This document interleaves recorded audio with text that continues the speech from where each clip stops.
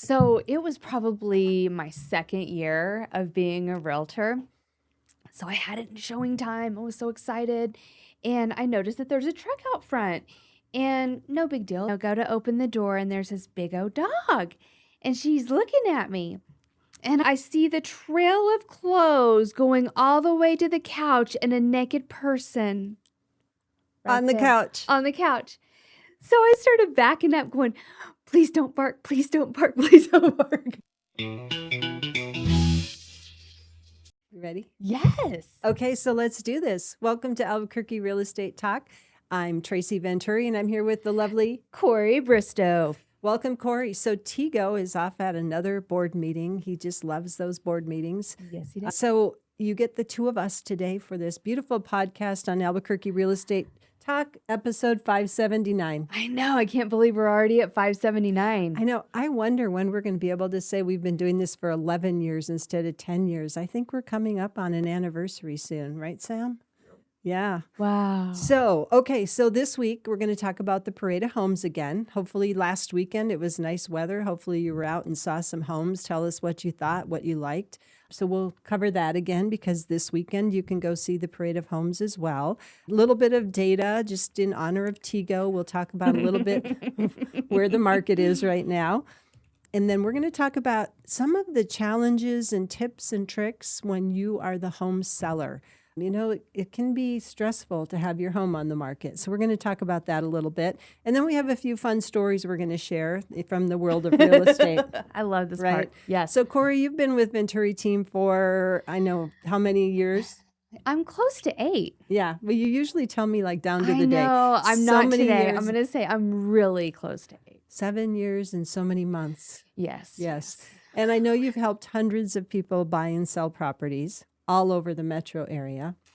What would you say? What would you say, Kori, is the furthest you've gone to sell a house? Like the farthest distance? Oh, I've got Socorro and Jemez. Yeah. I guess those, yeah. Very opposite. See, I wouldn't have thought that. I thought you were going to say something much closer in. So Socorro and Jemez, that's covering a large territory. It's a road trip. Yeah. Get your Dr. Pepper in.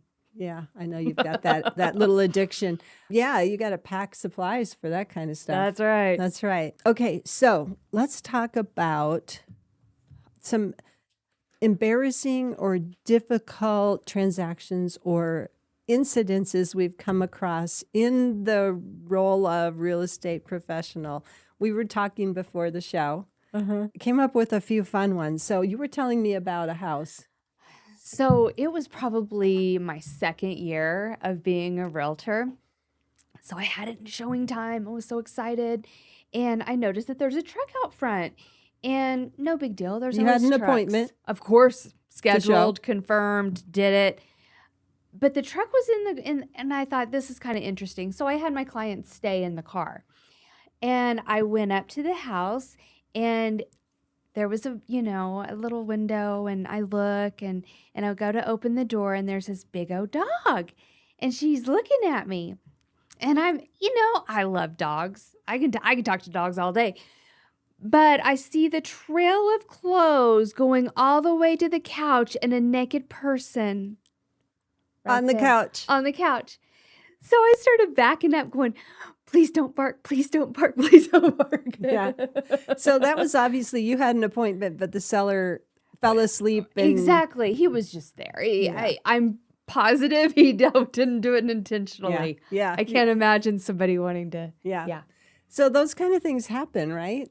And out of the blue. Yeah. I've had them too, where I've gone to show a house. I have the appointment and somebody forgot that we were coming, or they lost track of time or whatever. And we ring the bell, we knock, and sometimes it's just a little embarrassing. It is. Yeah. One of the things we wanted to talk about today is when your home is on the market, we know that it can be stressful, right? We know that you've got pets, you've got children, you've got guests, you've got events, you've got birthday parties, you've got things going on. So what are some of the tips and tricks that you can think of to help alleviate some of that stress? Oh, that's a great question. Let's talk about pets, dogs first specifically. Because we're talking dogs right now? Yeah, we're kind of on the dog theme. So we both are huge dog fans. I Totally. mean, we've always, but not everybody is, and a lot of people are allergic. And cats, I'm allergic to cats. You're allergic to cats. It makes my nose, my eyes itch, and so we need to make sure that we're being able to market to everybody and the metro or wherever. And that just sounds weird, right? Yeah.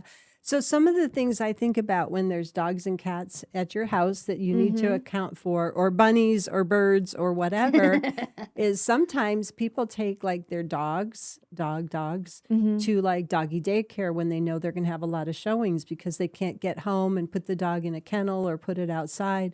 But I think the important thing is to give really good instructions for the realtor of how to deal with the pets when they're showing your home. Because if I don't know that there's a friendly dog that's going to be at the front door that might want to escape, I can't be prepared for it, right? I don't want to let Right. that dog out for sure because I don't want to be chasing it down the street. But on the other hand, if I know there's a dog there that they say it's friendly, please don't leave any doors open. I'm warned and I can deal with it. True, but it's also so nice if they give the name of the dog. Right. So Molly is in the garage.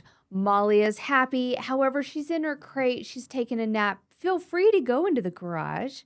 And that's helpful too. Or even if there's going to be a pet in the backyard. Yes. So I remember showing a house once and there was a bird in a cage. And I, of course, didn't know it. It didn't tell me that. But what was great about it is it was a very vocal bird. I've never owned birds, so it was, haven't either. it was a 8-inch tall bird of some sort, parrot probably. But there was a big sign on the cage saying, "Don't get your fingers near the cage. Don't think that you can pet this bird or say hello to it because it will bite your finger." And of course, when you're showing homes with little kids and things, it's so tempting to try to put your finger to a cage or something. So it was very kind of that. I mean, the sign was very prominent, so you couldn't miss it. Right. Thank So goodness. none of us lost fingers there. Cats is another thing. I have a seller that's going to be selling this year, and they actually have 6 cats. And How does it smell in the house? It smells beautiful. You could Yay. not tell. There was a cat in the house, and I was there for over an hour, and the house was clean, and I'm allergic. But when I came, she asked me ahead of time and said, "I have cats." And I said, "Yes, I am allergic, but I'm okay." She has 6 cat kennels, and they were stacked 3 and 3. And all the cats were in their kennels when I got there. And it was, very kind, and I knew where they were. And so for showings, That is lovely. yeah, they'll be contained. I remember showing a house once, Kori. Oh my gosh, a cat went running out the door, and it was very clear in the showing directions that they were indoor cats and don't let the cats out. I Escape remember artist. chasing that cat. It can be really hard to catch a cat, especially when they don't know you. No. And when you're allergic and you're trying to Yes. pick up a cat and you know that you're going to be miserable afterwards, but you've got to do it to save the cat. Luckily, the cat didn't get too far, but it did get out. It's one of those things where we say, make sure you close all the doors behind you. So we're showing the house, we go in the backyard, the client's walking, and you don't always pull the door. Yes. Yeah. But the little signs on the door that says closed door, Perfect. That's where we're going. That's what we need. Right. Little signs. Yeah. It's hard to show houses and keep everything moving, right? We're in the car, we're driving, we're trying to figure out where we're going. We're talking about the neighborhoods and the areas, especially for relocating people. Yes. When they don't know our market and we're giving them the parks over there, this is where the school is. We're being tour guide in addition, and we're trying to figure out how not to make too many U-turns or run red lights or anything. And then the showing instructions on the house, and we're trying to help get the people in. Right. And of course, you're slotted in this time between this time. You don't want to be late. You want to make sure they have enough time to really see the house. Be respectful of the seller. Absolutely. Yeah. So many things. Totally. What about when you have your house listed for sale and you do have pets and you have pet beds and pet dishes and cat climbing things and all that? How do you feel most clients feel when they see that as they're looking at that house to be theirs? On the buy side, it's a deterrent Yeah. And especially if they could have the animal smell in the house. Now, when I'm helping on the selling side, I just ask them to put it in the garage. Hey, when we have showings, let's just put the cat tree and those kind of things in the garage. Yeah. Right. It's better that way. Absolutely. Obviously, a little bit of pet stuff around is going to be okay. Right. Okay, so another thing from sellers' perspective. So when I meet with prospective sellers and we're talking about putting their home on the market, I take the tour, we look around, we talk about a few of the things that might be important to have changed for showings versus for the photography. Sometimes I see a teenager's room, let's say. It's a teenager, smelly teenager. Their clothes are all over. And so they even knew I was coming to see the house, but the teenager's room is just a mess. I often tell the seller, don't have domestic problems over your teenager's room, because when buyers are looking at the house, it's obvious it's a teenager's room. Don't have the stress of making your teenager try to be perfect while the house is on the market. I'm probably unique in this. Most realtors might say that room needs to be straightened up. You need to get rid of that stinky teenager smell and make sure it's clean for showings. I'm in the other camp on that. Have you ever? So we're a little bit different in that. Yeah. I'm just thinking at least put all those dirty clothes in a hamper and squirt a little Febreze around the room. Yeah. And to me, I'm like, by the time we get my buyers to the teenager's room, it's obvious it's a teenager's Absolutely. room. They already love the house or they don't. True. Don't let there be a huge domestic problem because the teenager's room is a mess. That's my Absolutely. take on it. No, I agree. Yeah. And then, in the past, I've watched a lot of HGTV, not so much lately. But those silly shows where the realtor shows 3 houses and says, okay, pick one. It's all staged, of course. They've already bought their house, Surprise! right? We already Yes. know that they're all staged. They just found other houses to show. But a lot of times when they do the how to prep your home for sale shows, it's always like take down every family photo, take down anything that shows your beliefs or anything. And I'm a little loose on that. I think having a little family pride and a photo or two of the family looking happy is helpful. A photo or two, but 15 on a wall. And I think that when a buyer walks in, they want to be able to see themselves in the house. So they come in and, I don't want to see a whole bunch of blank, picture frames. However, I do feel like it needs to be more neutral. Yeah. So yes. And I believe a little different. I believe that a couple family photos showing happy people is good. Buyers want to know that the house is happy, that people have enjoyed it, that they live there. Buyers always want to know who lives in the house. Absolutely. They always want to say, tell me about who lives here. I'm like, well, I don't know who lives here. I represent you, not the sellers, right?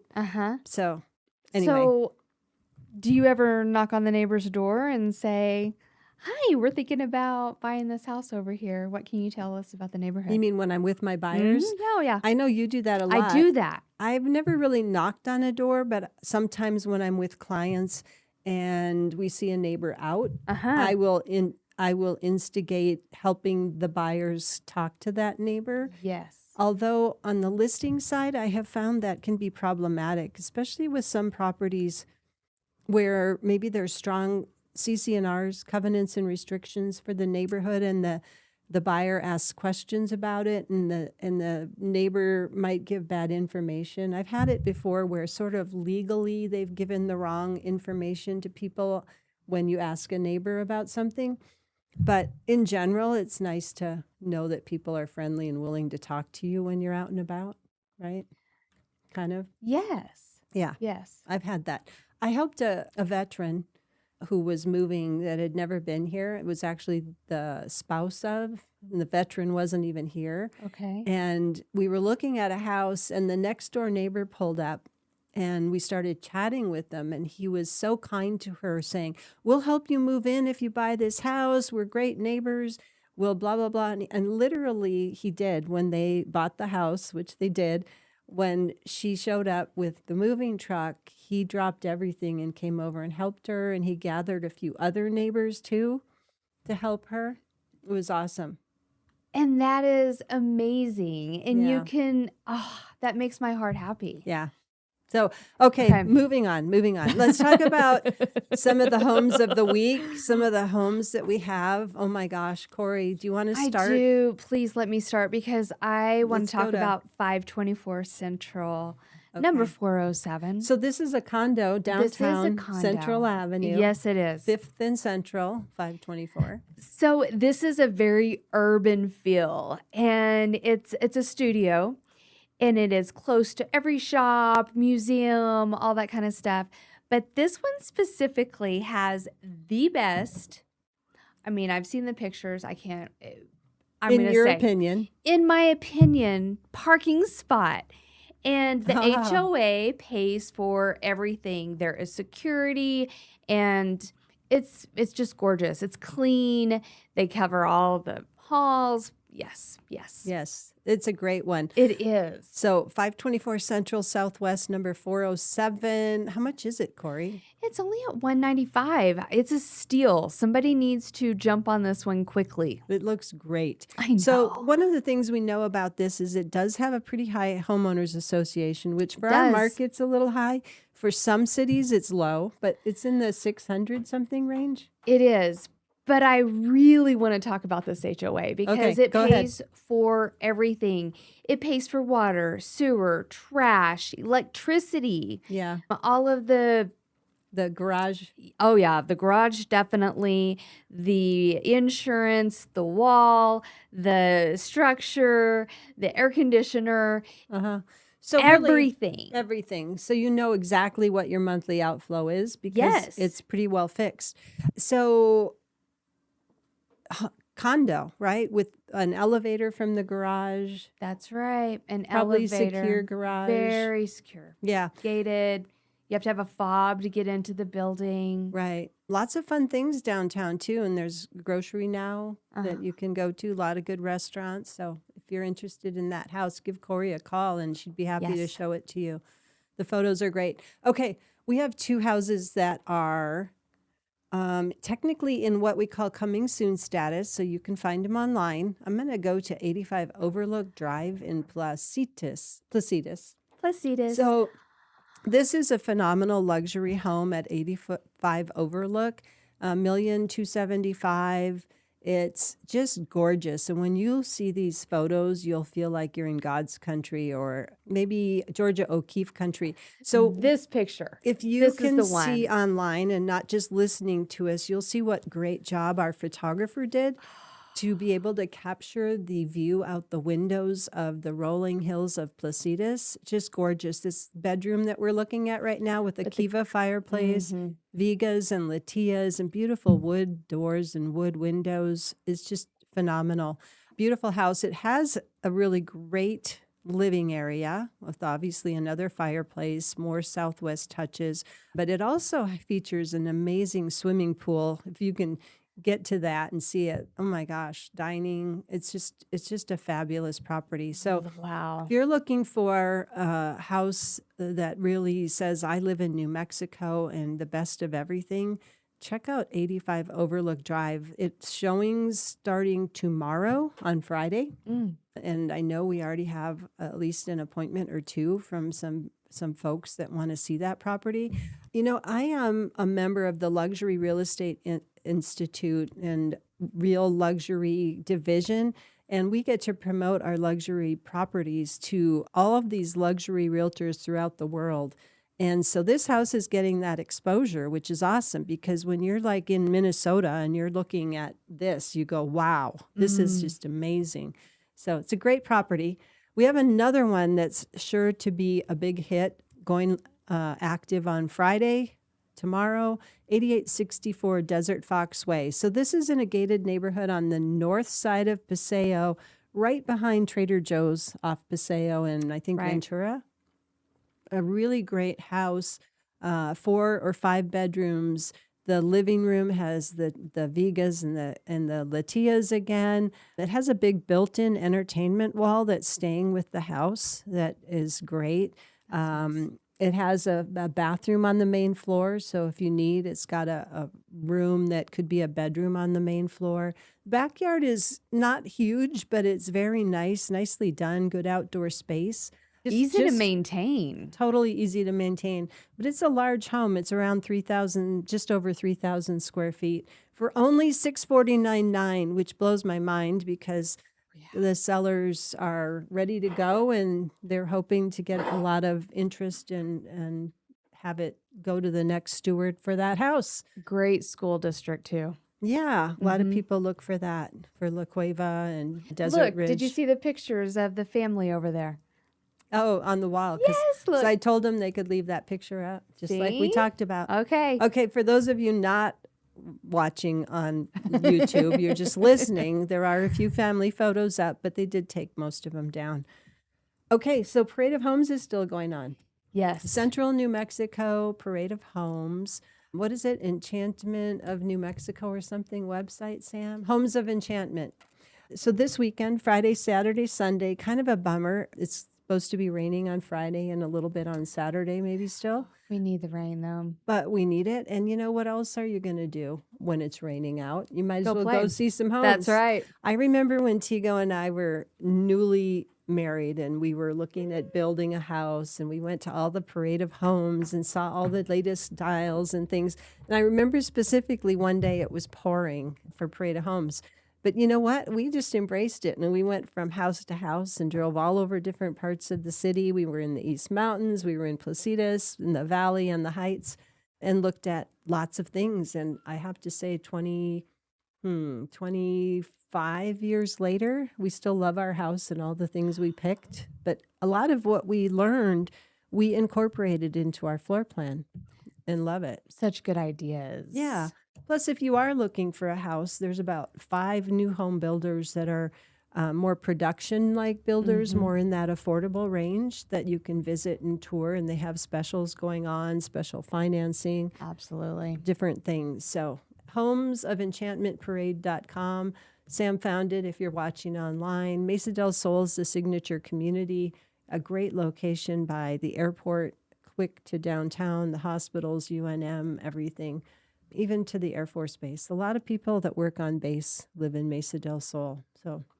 So there's the Homes of Enchantment Parade of Homes.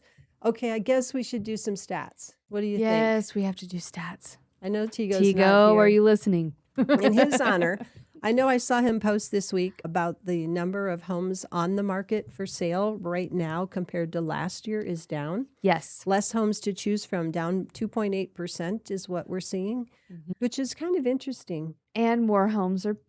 In the pipeline. Yes. Yes. But statistically, for this month, year over year, we're down the number of homes on the market. So if you're thinking about selling, good time to get your house on the market. Absolutely. Less competition, less homes for buyers to choose from, so they will see yours more often, perhaps. The other thing that's interesting, in contrast, houses under contract to sell year over year are up almost 5%. I love that. 4.7% more houses pending sale over last year at this time. So we do need those houses. If you're thinking of selling, we'd be happy to schedule a time, talk to you about the market, look at relevant sales, help you put a strategy together to make sure you get the most for your home with the best marketing. I know you can't see Sam over here, but he's our full-time marketing director and also our producer. And, I don't know of any other team. We love Sam. I don't know of other teams that have full-time marketing person on staff. I don't either. In addition to, our stable of great professional photographers and other resources that we have. But Sam does a great job making sure our clients get the best marketing that's out there when they list their home with us. So Sam, we do a lot of things, right? Just starting with the professional work on the photography, video, but we put things on Instagram, YouTube. I don't know if you have a microphone over there. You can turn it on. Facebook. I know you're not on camera, but obviously you do some things that only we do. I don't know. Try it. See. So Instagram, Facebook, YouTube, and some paid advertising. Yeah, we definitely, well, what I think is the best thing that we do is that we give equal attention to every listing. And so every listing is going to get a multi-link that links you to every social media post that we make. We make a unique one for every single listing. We don't just post the same thing on every one. We use different music, different pictures, etc.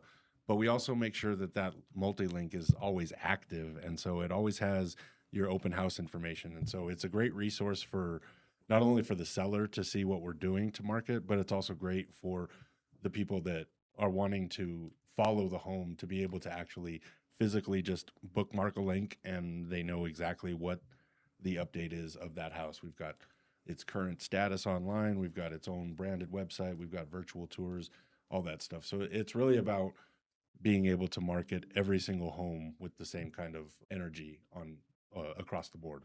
That's great. Thank you for that. I forget to mention that sometimes. And I think that's so true because we'll get a manufactured home, in Edgewood or something that's on the low end of our price range, right? And we'll go ahead and it gets the same. It gets put on the YouTube, the Instagram, the blah, blah, right? We do all the same marketing. We do professional photos. We do the floor plan. We make sure. Obviously, with luxury, it's a little different because we can only post things on luxuryrealestate.com and other luxury sites if it's a luxury property.